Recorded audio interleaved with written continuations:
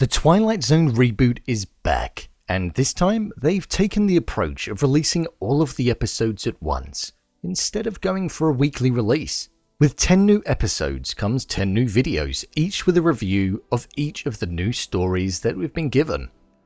The first episode in the latest season is an episode titled Meet in the Middle. So, is the first episode of Season 2 any good? And is it worth watching? Well, let's find out. Before I go ahead, make sure you go over to my Twitter, @BrainPilot_, and tweet me what show or movie you'd like me to review next.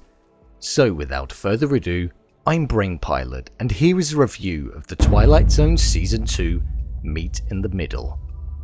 Just to let you know, this video will contain spoilers, so watch with caution. Starring Jimmi Simpson and Gillian Jacobs, it was one of the episodes I was most interested in when hearing that the pair had been cast together. And to be honest, I thought their performances were great. Jimmi carries the episode with regards to screen time, but I'd give Gillian Jacobs a great review due to the fact that the majority of her performance was given solely through her voice and leaving it down to the audience for interpretation. I think that makes it all the better. So, where does this episode sit? Well, it really bears a similar resemblance to the film Her, to the point where, although not based on the advancement of technology, you can see the narrative unfolding and predict what's going to happen before it actually does. I like the concept of somebody else's conscience being planted in your mind out of the blue and being able to hear them whilst they're communicating with you, but I feel it lacked some originality. Only due to feeling as though I'd seen the story before. You could tell that Phil was going to fall in love with Annie, the voice inside of his head. Why? Well, because he was the character that struggled with relationships in the real world.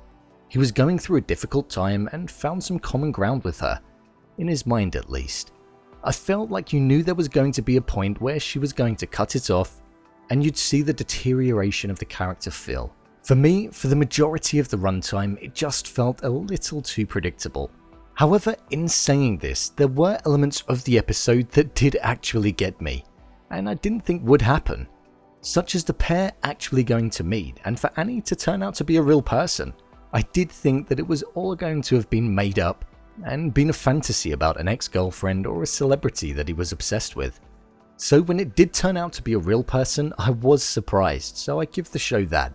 Also, at the end, when we were made to believe that it was all in his head, and then the reveal that they actually could hear each other's thoughts, and Annie used him to escape her life, was the moment that I feel was supposed to be the gut-hitting one. It hit me a little, but not to the point where I was blown away or left utterly shocked.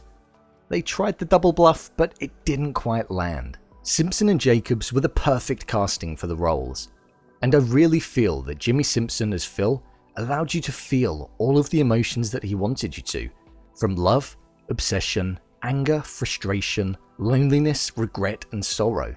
Jimmi delivered all of this within a short amount of time, and I commend him for translating it across the screen as well as he did. You didn't know whether to be on the side of the character or to be against him, as you did question if the voice in his head was real or not most of the time, so you didn't quite know where to stand.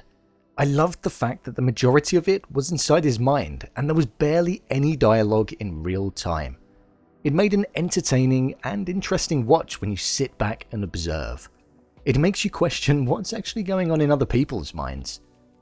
The episode did remind me of what I love about the original show when watching, especially with Jordan Peele as the narrator and having the introduction and reflection at the end.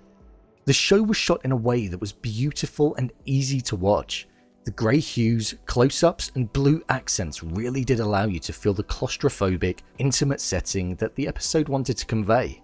Overall, I think the first episode did a good job, even though it was predictable and the pacing felt slightly off at points. For the most part, it delivered an enjoyable watch for the first installment of the second season. It was an entertaining watch and stepped back from the inflicting messages and statements that Season 1 was trying to make last year, and it made an enjoyable watch. I don't think it's Simpson's or Jacob's best performance, but one that I was impressed with and wouldn't fault. I'm excited to see what the rest of the season brings. So, there you have it. what I think of the first episode of the second season of The Twilight Zone. What did you think of this episode? Did you enjoy it? Leave a comment down below, and don't forget to subscribe. I'll see you next time.